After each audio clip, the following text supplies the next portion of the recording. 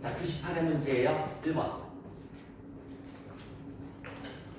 일반기업 회계기준상 재무제표에 대한 설명이다. 틀린 것을 물었습니다. 정상 영업주기 내에 판매되는 재무자산은 이거 하지 않았어요? 아, 98은 맞아? 정상적인 영업주기 내에 판매되는 재무자산은 보고기간 종료로부터 1년 이내에 실현되지 아니하면 유동자산으로 분류할 수 없다라고 나와 있는데, 우리 유동자산이라는 게 보고기간 종료일로부터, 보고기간 종료일이 12월 31일이죠. 12월 31일로부터 1년 이내 또는 정상 영업주기 내에 실현될 것으로 이렇게 하면 유동자산이란 말이죠. 정상 영업주기가 뭐예요? 원재료를 구입해서 제품을 생산해서 판매돼서 대금이 회수될 때까지 기간을 정상 영업주기라고 한다고 그랬죠. 조선업, 항공기 제조업 이런 데는 정상 영업주기가 1년이 아니잖아, 그죠? 뭐 2년이 걸릴 수도 있고 1년 반이 걸릴 수도 있고 그렇잖아, 그죠? 유동자산으로 분류할 수 있습니다. 1번 틀렸어요. 손익계산서를 작성할 때 제조업, 판매업, 건설업 외의 업종에 속하는 기업은 매출 총 손익의 구분 표시를 생략할 수 있다. 자, 우리 같은 학원은 매출원가가 있을까요, 없을까요? 없죠. 저희는 매출 마이너스 매출원가는 매출총액에서 매출원가가 0이에요. 원가가 없잖아. 매출 총익률이 100%예요. 그래서 엄청나죠. 그래서 그 굳이 쓸 이유가 있다 없다? 없다는 얘기죠. 안 써도 상관이 없다는 얘기예요. 자본변동표 작성할 때 자본금은 보통주 자본금, 우선주 자본금으로 구분 표시한다 맞고요. 현금으로표 작성 시 사채 발행으로 인한 현금 유입은 발행금액, 현금 유입은 들어온 거 얘기하는 거잖아요, 그죠? 사채는 액면 금액이지만 현금으로 표현은 돈 들어온 것만 기록하는 거니까 발행 금액으로 기록되는 거 맞습니다. 그리고 재무활동이죠, 사채 발행은. 2번, 옳지 않은 것을 물었어요. 재고자산의 시가가 취득원가를 하락한 경우에는 총평균법을 사용하는 게 아니라 뭘 사용하는 거죠? 저가법 쓰는 거죠, 저가법. 저가법을 사용해서 재고자산의 재무상태평가액을 결정한다. 1번 틀렸습니다. 총평균법이 아니라 총평균법과 낮은 금액을 비교한다. 이렇게 해서 저가법, 총평균법을 한 거와 시가를 비교해서 또는 선행선출법과 시가를 비교해서 낮은 금액으로 평가한다. 그래서 저가법을 사용한다라는 말을 쓰는 거예요. 자, 한국채택국제회계기준에서 후익선출법은 인정되지 않습니다. 후익선출법은 일반기업 회계기준에서만 인정이 되는 거예요. 장부상 수량과 실제 수량과의 차이에서 발생하는 감모손실 중 원가성이 있다고 판단되면 매출원가에 가산하고요. 원가성이 없는 건 영업의 비용으로 처리한다고 그랬죠. 원가성이 없는 것은 영업의 비용으로 처리합니다. 도착지 인도 기준의 미착 상품에 대한 운송비, 보험료 등 판매자가 부담한 경우에 판매자의 손익계산서에서 판매관리비를 부과하는 거 맞고요. 이번에 틀린 것은 1번, 3번. 마스크 제조 기계를 차량과 교환하기로 했다. 여러분, 기계를 차량과 교환하는 거니까 이종자산의 교환입니다. 이종자산의 교환은 제공한 자산의 공정가치 플러스 현금 지급액이 취득원가라고 했어요. 다시 한번, 제공한 자산의 공정가치 플러스 현금 지급액, 얘가 취득원가라고요. 만약에 물음이 취득원가를 물었으면 얼마가 답일까요? 제공한 자산이 뭐예요? 기계죠. 기계의 공정가치가 1억 2천만 원이라고 세 번째 줄에 나와 있죠. 만약에 취득원가를 물었으면 그러면 제공한 자산의 공정가치가 1억 2천만 원에다가 현금 지급액 더해주라고 했는데 여기는 거꾸로 현금 수령을 했죠. 얼마를 수령을 했습니까? 1억을 수령을 했으니까 얘는 거꾸로 빼줘야 되겠지, 그치? 그러면 취득원가는 2천만 원이 되는 겁니다. 현금 지급액은 더해주라고 했으니까 반대로 현금 수령액은 빼주면 되는 거잖아, 그죠? 그래서 만약에 취득원가를 물었으면은 제공한 자산의 공정가치 플러스 현금 지급액이에요. 제공한 자산의 공정가치가 1억 2천, 현금 지급액은 없고 현금 수령액이 있으니까 반대로 빼주시면은 2천만 원이 취득원가가 된다. 근데 여기에서는 뭘 물었습니까? 처분 손익을 물은 거예요. 단기 손익에 미치는 영향은 처분 손익을 물었습니다. 자, 그러면은 처분 손익은, 자, 기계장치를 넘겨줬잖아, 그죠? 잘 봐. 기계장치 취득원가가 얼마예요? 2억 원이죠, 그쵸? 2억 원인데 감가상각액이 9,020만 원이 있습니다. 2억 원에서 9,020만 원 빼볼래요? 2억 원에서 9,020만 원을 빼주시면은 1억 980만 원이 되나요? 1억 980만 원인데 공정가치를 1억 2천만 원으로 인정을 받았죠, 그쵸? 1,020만 원만큼 처분이익이 발생을 하는 거죠. 답은 1번입니다. 기계장치만 따지는 거예요. 처분손익은 기계장치만 따지면 되는 거예요. 기계장치 취득원가에서 감가상각액을 빼주면 장부가액이 나오죠, 그쵸? 그 장부가액과 공정가치를 비교를 해주시면 기계장치의 공정가치를 비교를 해주시면 처분손익이 나오는 겁니다. 처분손익. 자, 마지막 한 번만 더. 만약에 취득원가를 물었으면 제공한 자산의 공정가치 플러스 현금 지급액. 그러니까 1억 2천만 원 플러스 현금 지급액 대신에 여기서 받았으니까 마이너스가 되겠죠? 그래서 2천만 원이 답이다. 만약에 처분손익을 물었으면 지금 내가 넘겨준 게 기계장치를 넘겨준 거잖아, 그쵸? 기계장치만 다 따지면 되는 거예요. 취득원가에서 누계액 빼주시면 장부가액이 나오고요. 그 장부가액과 공정가치를 비교를 해주시면 이익이나 손실이 나오는 겁니다. 4번. 일반 기업 회계 기준에 따른 아래 수익인식 기준 중 틀린 것을 물었습니다. 위탁 판매의 경우 위탁자는 수탁자가 해당 지화를 제3자에게 판매한 시점에 수익을 인식한다. 맞죠? 수탁자가 제3자에게 판매한 시점에 수익을 인식하는 거 맞아요. 구매자에게 제한적인 반품권이 부여된 거래에서 반품 가능성이 불확실하면서 추정이 어려운 경우에는 수익을 인식하지 않고요. 반품 기간이 종료된 시점에 수익을 인식합니다. 반품 가능성이 불확실하면 팔았을 때는 수익을 인식하면 안 돼요. 나중에 반품 기간이 종료되거나 고객이 수락했을 때 수익을 인식을 해주시면 돼요. 광고 제작 수수료는 진행률에 따라 인식하는 거 맞습니다. 수출 업무를 대행하는 종합상사는 여러분 대행 수출은 수수료만 받아먹는 거잖아요, 그렇죠? 그러니까 수수료를 수익으로 인식을 해줘야 되겠죠? 수출 대금이 아니라 수수료를 수익으로 인식을 해줘야 되는 겁니다. 4번이 틀렸어요. 5번. 기업회계 기준에 따른 외화자산 부채의 환산 및 처분에 대한 설명이다. 옳지 않은 것을 물었습니다. 화폐성 외화자산 부채에 뭐가 있다고 그랬죠?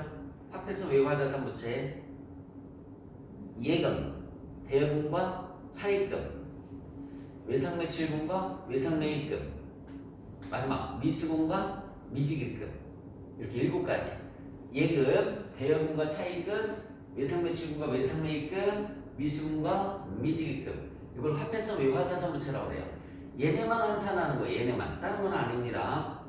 자, 화폐성 외화자산은 보고기간 종료일 현재 적절한 환율로 환산한 가액을 재무상태표 가액으로 해야 된다. 맞고요. 외환차익 또는 외환차손은 외화자산의 회수 또는 부채 상환 시 발생하는 차손익을 한다. 맞죠? 받거나 갚았을 때 나오는 게 외환차익이나 외환차손입니다. 외화환산 손실은 결산 때 나오는 거예요. 결산 때. 그죠? 근데 판매관리비가 아니라 영업의 손익으로 처리를 하는 거죠. 영업의 수익이나 영업의 비용으로 처리를 해줄 겁니다. 그러니까 회수하거나 상환할 때는 외환차익, 외환차손. 결산 때 평가할 때는 외화환산이익, 외화환산 손실.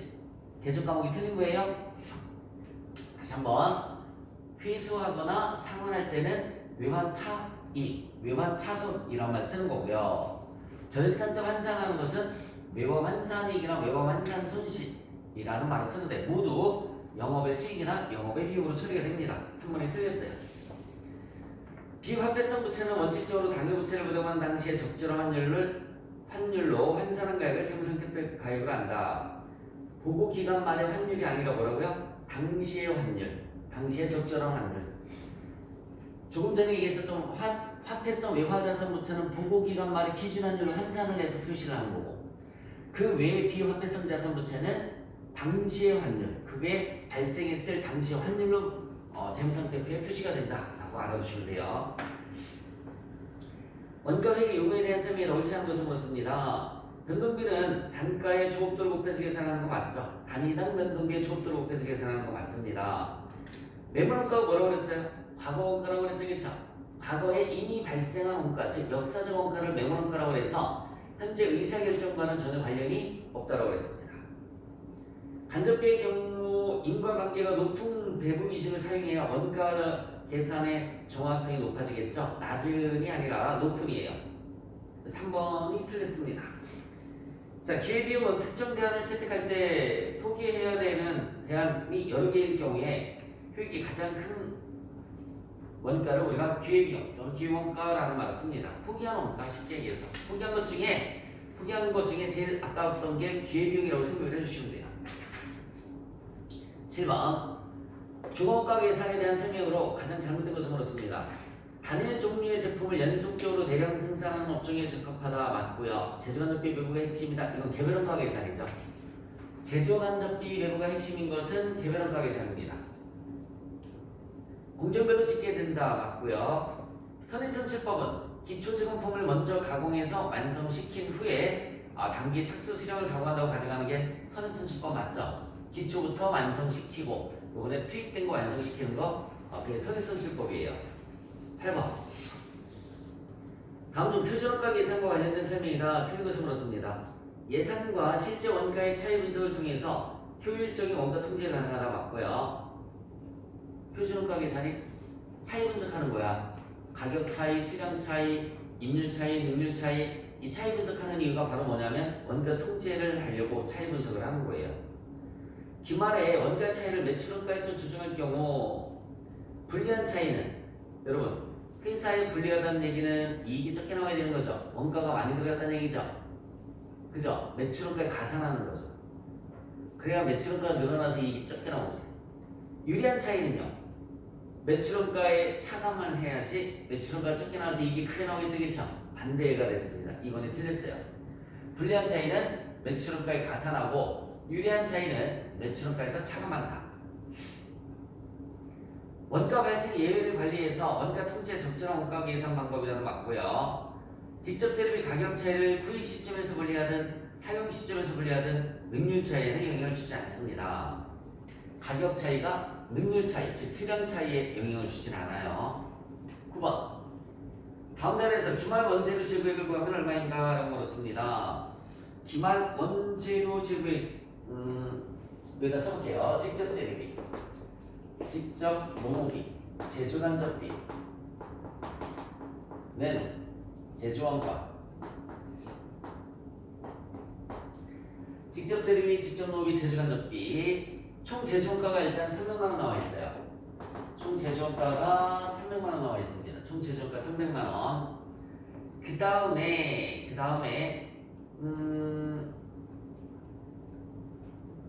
제조간접비는 여러분 제조간접비는 직접 농업비의 80%래요. 이는 단기 총 제조원가 25%에 해당한다. 뭐가? 제조간접비가 그죠? 여러분 여기 잠깐만. 얘가 단기 총 제조원가잖아. 단기 총 제조원가의 25%에 해당한다. 300만 원에 25%면 얼마 나올까요? 75만 원. 75만 원. 일단 그 문장이 제조간접비는 직접 농업의 80%가 배분되었으면 그 손가락으로 가려봐요. 직접 농업의 80%가 배분되었으며 손가락으로 가려봐요. 그러면 어떻게 될까요? 제조간접비는 단기 총 제조원가의 25% 그죠? 이렇게 되는 거잖아. 여기 봐요. 총 제조원가 25% 75만 원. 됐어요? 그 다음에 이제 아까 손가락으로 가린 걸 봐요. 제조간접비는 농업의 80%라고 했죠, 그쵸? 여러분 여기 봐봐. 농업비를 x로 놓고 봤을 때 x의 80%래요. x값은 75만 원 거꾸로 가는 거니까 나누기를 해주면 되는 거죠, 그쵸? 맞습니까? 거꾸로 가는 거잖아. 나누기를 해주면 되지. 봐. x 곱하기 80%는 75만 원, 75만 원 나누기 80%는 x값이 나오는 거잖아. x값 얼마 나와요? 나누기 하면 8, 9, 72 8, 9, 72 8, 3, 24 8, 7, 56 8, 5, 40 93,755 나오죠? 그치? 그러면 이제 직접 재료비가 나오잖아. 거꾸로 93만 7,500원 미안해요. 93만 7,500원 거꾸로 가면 이제 직접 재료비가 나오겠지, 그쵸? 직접 재료비 얼마 나오니? 계산해봐. 계산기를 가져와. 이 흉측한 얼마예요? 131만 2,500원 131만 2,500원 131만 2,500원이 직접 재료비야. 얘는 기초 원재료 플러스 매입액 마이너스 기말 원재료 기말 원재료는 직접 재료비잖아요. 직접 재료비. 얘가 131만 2,500원이 나왔잖아. 자, 기초 원재료가 얼마라고 나와 있을까? 50만 원. 기초 원재료 50만 원. 매입액이 얼마라고 나와 있죠? 250만 원. 그럼 두 개 되면 300이지, 그치? 얼마를 빼줘야지 얘가 나오죠? 168만 7,500원. 기말은 168만 7,500원. 4번이 답이 되는 겁니다. 기말은 4번. 됐어요? 자, 이거 지우면서 한번 보겠습니다. 자, 직접 재료비, 직접 노비, 제조간접비 대주기 총 제조원가예요. 일단 제조간접비는 총 제조가 25%다. 75만 원 계산하고요. 그 다음에 이 제조간접비는 농비의 80%라고 했죠, 그쵸? X 곱하기 80%가 75만 원이니까 75만 원 나누기 80% 하면 93만 7,500원. 마지막 직접 재료비가 나올 거야. 그리고 나서 이제 직접 재료비가 나왔으니까 기초 원재료 플러스 매입액 마이너스 기말 원재료 하면 직접 재료비 나오죠, 그쵸? 대입해 주시면은 기말 원재료를 계산할 수 있습니다. 자, 그 다음 문제 무슨 법을 하라고 나와 있습니까? 상호배분법을 하래요. 그 다음 문제는 상호배분법을 하라고 나와 있습니다. 자, 상호배분법은 제가 쓴 것처럼 하세요. 제조부분, 구조부분,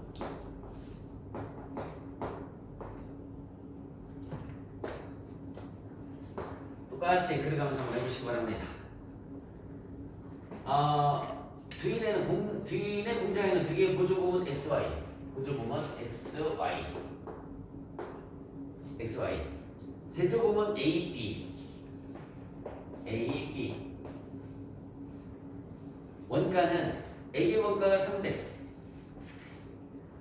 A의 원가가 300, B의 원가는 얼마나 나와 있습니까? 370. X의 원가는 얼마? 20만원. Y의 원가는 47만원. Y의 원가는 47만원. 자, 썼지요? 그 다음에 여러분이 봐요. 보조금은 X가, 나 봐봐, 어떡 하나? 보조금은 X가 X, Y가 있을 때 X가 A에 제공한 비율이 몇 프로예요? X가 A에 제공한 비율이 30%, Y에는 60%. B에는 B가 60% 되겠죠. Y에는 10%. 자, Y는 A의 40%, 여기에 40%, 여기 20%. 네, 이렇게. 우리 직접 배우법은 어떻게 하는 거냐면, 잠깐만. 그냥 직접 배우법은 20만 원을 몇 군데로? 두 군데. 얘 몇 군데로? 두 군데. 얘가 직접 배우법이에요. 제일 간단했죠. 가장 많이 나왔었던 단계 배우법은 어떻게 했죠? 처음에 배우하는 건 몇 군데로? 세 군데. 두 개 뒤에서 몇 군데로? 두 군데. 만약에 이걸 먼저 배우한다라고 하면 세 군데. 두 개 뒤에서 몇 군데? 두 군데. 맞아요? 직접 배우법은 무조건 두 군데로만 갔었던 거고요. 단계 배우법은 처음엔 세 군데, 두 번째는 두 군데 이렇게 했던 거예요. 상호 배우법은 다 배우를 해주는 거예요. 다. 세 군데 다 배부를 해주는 겁니다. 그래서 X를 배부를 해줄 때는 20만 원을 배부를 해주는 게 아니라 20만 원하고 얘를 더해서 세 군데로 가는 거예요. 20만 원하고 얘를 더해서 세 군데로 배부를 해주고요. 얘도 얘하고 얘를 더해서 세 군데로 배부를 해주는 게 상호배우법이에요. 그럼 이걸 금액을 계산할 수 있어야 되겠죠, 그렇죠? 자, 어쨌든 얘하고 얘를 더해서 배분해 준다고 그랬습니다. 자, 이 자리는 X자리, 이 자리로 Y자리로 놓을게요. 제일 먼저 식을 세울 줄 알았는데 처음에 어려서 그런 거지 두세 번 풀어보면 할 수 있습니다. 여기 봐요. X는 식 어떻게 적어나 봐요. X는 두 개 더해준 거라고 했죠, 그쵸? 잘 봐, 칠판만 봐요. 한 시간 줄게요. X는 20만 원 플러스 20만 원 플러스 X는 20만 원 플러스 20%는 0.2지, 그치? 0.2y 여기가 y 값이니까 y축이잖아요, 그죠? x는 20만원 플러스 0.2y. 자, 그러면 y 값은 y는 두 개 더해주면 되는 거죠? 얼마 플러스가 될까요? 47만원 플러스 0.1x 이렇게 가장 먼저 식을 세워야지 문제를 푼단 말이야. 자, 여기 봐요. x는 연습할게요. x는 20만원 플러스 0.2 뭐라고요? y. 얘는 0.4y, 0.4y, 0.2y란 말이에요. 여기가 y축이야. 여기는 x축이고요. 0.3x, 0.6x, 0.1x란 말이에요. 자, 그러니까 y는 47만원 플러스 0.1x. 이렇게 식을 두 개 세웁니다. 그리고 이거 풀어볼게요. x는 20만원 플러스 0.2 y 대신에 y 값을 집어넣으시면 돼요. 47만원 플러스 0.1x 이렇게.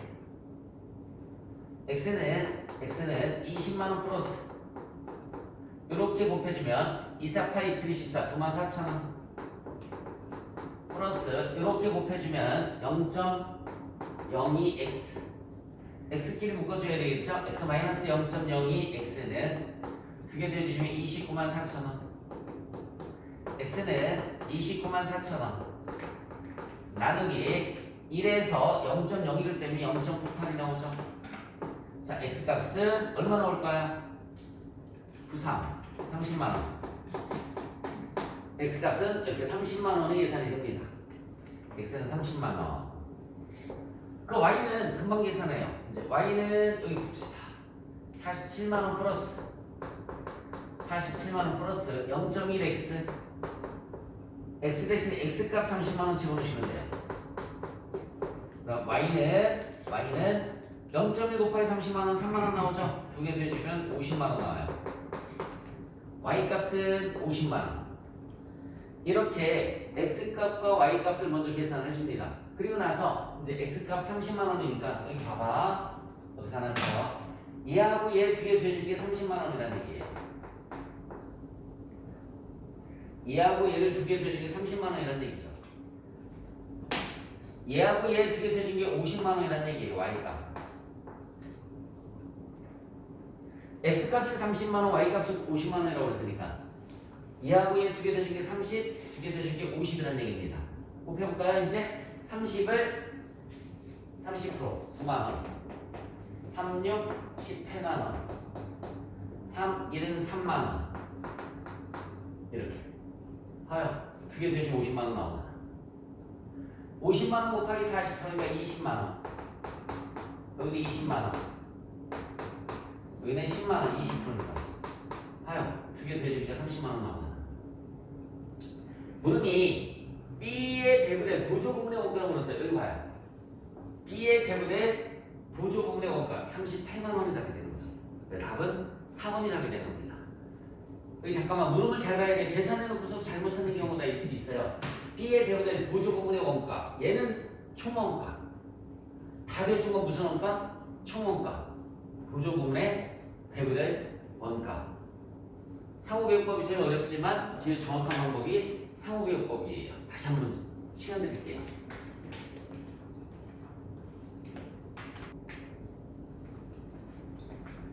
자, 그 다음 문제를 한번 볼까요? 11번. 법인세법에 대한 설명이 옳지 않은 것을 물었죠. 비영리 내국법인과 외국법인은 청산소득에 대한 납세의무가 없죠. 청산소득은 누구만 있죠? 영리 내국법인만 있죠. 영리 내국법인만. 자, 내국법인이 법인세를 중간연합하는 경우에 납부세액이 1,000만원을 초과해도 분납을 적용할 수 없다. 납부세액 1,000만원 초과하면 분납할 수 있다고 그랬죠, 그렇죠?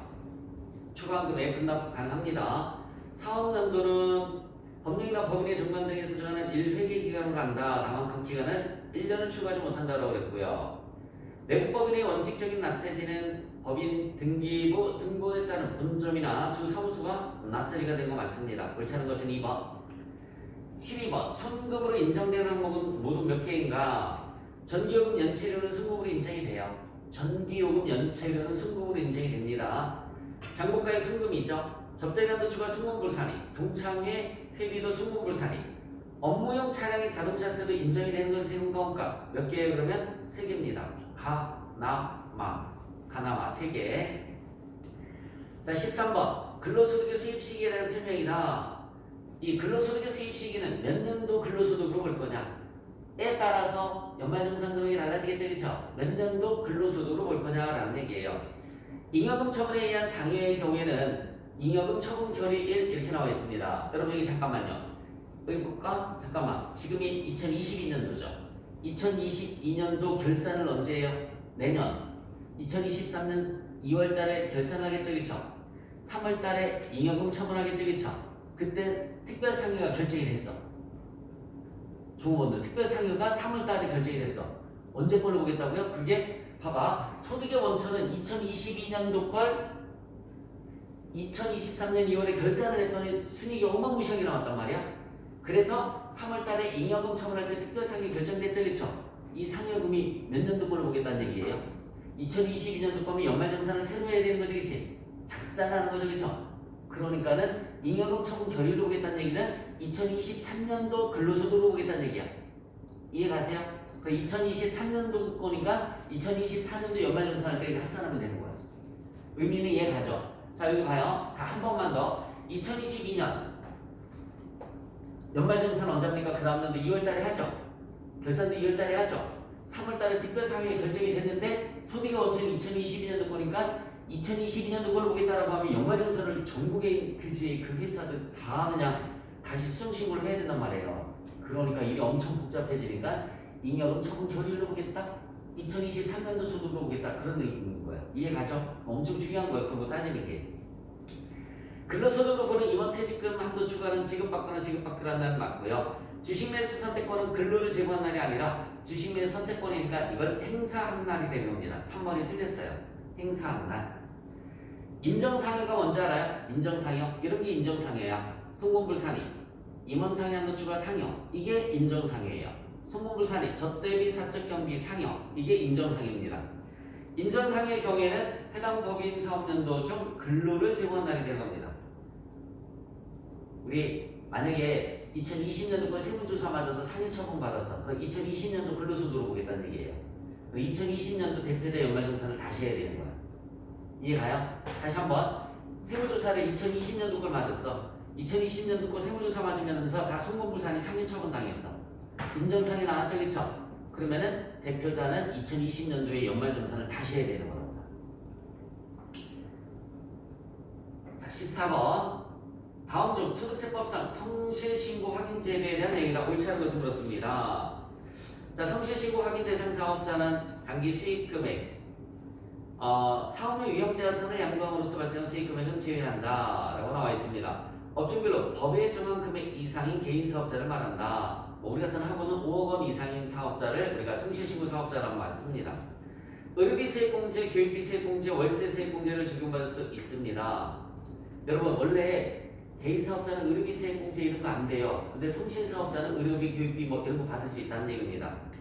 성실신고 확인 대상 사업자가 성실신고 확인 신고서를 제출하는 경우에는 세액공제를 적용받을 수 있습니다. 성실신고 확인 대상 사업자가 성실신고 확인서를 제출하는 경우 종합소득과세 표준 확정신고를 그 과세기간 다음 연도 5월 1일부터 여러분 성실신고 사업자는 몇 월 말까지 할 수 있죠? 6월 말까지. 5월 말이 아니라 성실신고 확인 사업자는 6월 말까지. 4번에 틀렸고요. 부가세 과세 표준을 물었습니다. 이거 뭐니? 기기장치를 일반 과세자로서 과세 사업에 사용해왔으나 면세 사업에 전용하였다. 여러분 면세 사업에 전용하면은 매입세 공제 받은 거 토해내야 된다고 그랬죠. 굳이 공식을 이용하지 않고 여기 봐요. 공식을 이용하지 않고 언제 취득했어요? 9월에 취득했죠. 2021년 9월에 취득했으니까 손가락 볼래? 2021년 9월이니까 2021년 12월 31일, 2022년 6월 30일. 그리고 8월부터 면세 사업에 전용했죠. 몇 번 지나갔어? 2번. 그럼 건축물은 5%지만 건축물 예자산은 25%씩 가진다고 그랬지. 2번 지났으니까 50% 가졌겠죠, 그쵸? 나머지 50%만 토해내면 되는 거죠. 3억은 50%는 얼마예요? 1억 5천. 굳이 공식을 쓰면 공식이 이렇게 돼 있어요. 취득원가 곱하기 공식 써봐. 불러줄게요. 공식을 적용하면 취득원가 곱하기 발효일곱 1 마이너스 체감률 곱하기 경과된 과세기간수 바로 닫고는 과세표준. 공식은. 근데 공식을 이렇게 얘기하면 무조건 또 외워야 되잖아, 그치? 취득원가 곱하기 발효일곱 1 마이너스 체감률 곱하기 경과된 과세기간수 바로 닫고는 과세표준. 외워야 된단 말이죠. 근데 그냥 상식적으로다가 설명해 준 걸로 하면 6월 30일, 12월 31일이 몇 번 경과됐는지만 따질 줄 알면 되는 거잖아. 그쵸? 답은 2번에 1, 5천만 원이 됩니다.